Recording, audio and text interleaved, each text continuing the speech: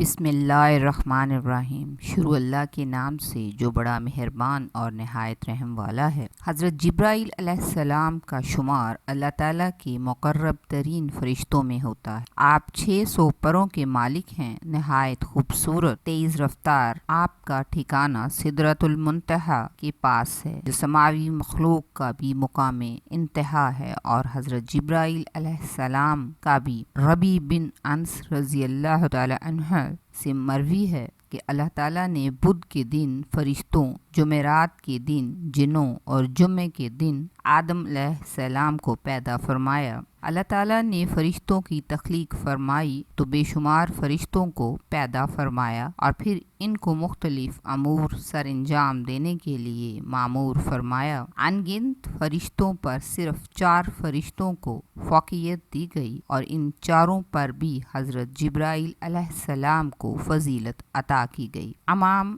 ابن کثیر رحمۃ اللہ نے قرآن پاک کی ایک آیت کی روح سے نقل کیا ہے کہ دوسرے فرشتوں سے قبل حضرت جبرائیل علیہ السلام کا نام لیا جاتا۔ اس بات کی دلیل ہے کہ یہ جملہ ملائکہ میں اعظم و افضل ہیں۔ منقول ہے کہ حضرت محمد صلی اللہ علیہ وآلہ وسلم نے ایک مرتبہ حضرت جبرائیل علیہ السلام سے دریافت فرمایا، کیا کبھی آسمان سے مشقت کے ساتھ بڑی جلدی اور فوراً زمین پر اترنا پڑا ہے؟ اس پر حضرت جبرائیل علیہ السلام نے جواب دیا، ہاں یا رسول اللہ صلی اللہ علیہ وآلہ وسلم، 4 مرتبہ ایسا ہوا کہ مجھے فوراً زمین پر آنا پڑا۔ پہلی بار کہ جب حضرت ابراہیم خلیل اللہ علیہ السلام کو آگ میں ڈالا جانے لگا تو میں اس وقت عرش الہی کے نیچے تھا۔ مجھے حکم ہوا کہ ابراہیم علیہ السلام کی آگ میں پہنچنے سے پہلے ان کے پاس حاضر ہو جاؤ۔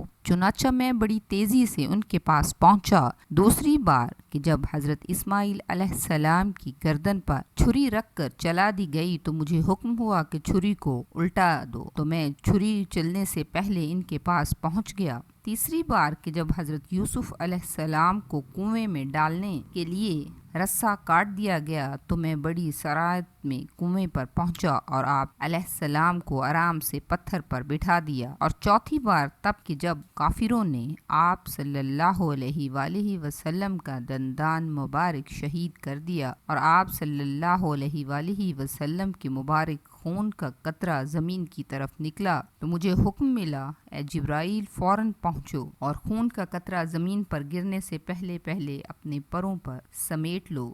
یوں میں فوراً آسمان سے زمین پر آیا اور وہ قطرہ اپنے پروں پر اٹھا لیا۔ جب حضرت جبرائیل علیہ السلام کی تخلیق ہوئی تو انہوں نے اپنے جسم و جسد کی خوبصورتی کا مشاہدہ کیا اور اپنے وجود میں اللہ تعالیٰ کی بے پناہ نعمتوں کا ظہور دیکھا تو اللہ رب العزت کا شکر ادا کرنے کے لیے 2 رکعت نماز ادا کی اور ان 2 رکعت میں 30,000 سال کی مدت صرف کی۔ جب نماز سے فارغ ہوئے تو عرض کی، یا رب العالمین، کیا کسی اور کو ایسی عبادت میسر ہوگی جیسے میں نے کی ہے؟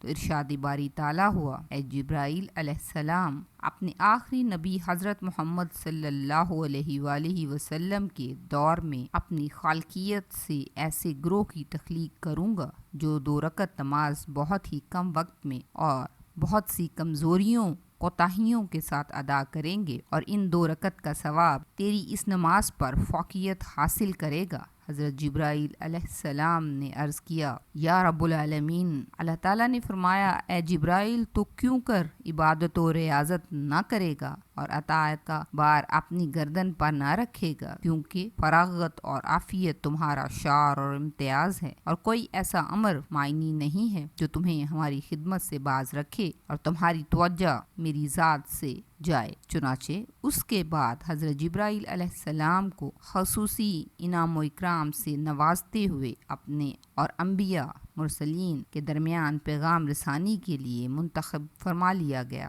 اور یوں سید الملائکہ کا لقب عطا فرمایا گیا۔ رسول اللہ صلی اللہ علیہ وآلہ وسلم نے فرمایا، جبرائیل علیہ السلام متعدد بار میرے پاس وحیہ قلبی کی شکل میں تشریف لائے، اور کبھی کسی عرابی کی شکل میں تو کبھی اپنی اصلی شکل میں تشریف لاتے۔ آپ صلی اللہ علیہ وآلہ وسلم نے فرمایا، میں نے 2 بار جبرائیل علیہ السلام کے پر یعنی پنکھ ملاحظہ فرمائے، ایک بار تو زمین پر اور دوسری بات شب معراج کی رات سدرۃ المنتہا پر، یہ مشرق سے مغرب تک پھیلے ہوئے تھے۔ دعا ہے اللہ پاک ہمیں دنیا و آخرت کی بھلائی عطا فرمائے اور ہمیں اپنے قرب خاص کے میں شامل فرمائے۔ اللہ تعالیٰ کی ذات ہمیں اپنے نیک بندوں میں شامل رکھے اور روز قیامت ہم اس کے کرم کے منتظر رہیں گے۔ یا رب العزت ہم پر رحم فرما۔ ویڈیو کے اختتام پر آپ سے گزارش ہے کہ ویڈیو کو لائک اور سبسکرائب کر دیں۔ شکریہ۔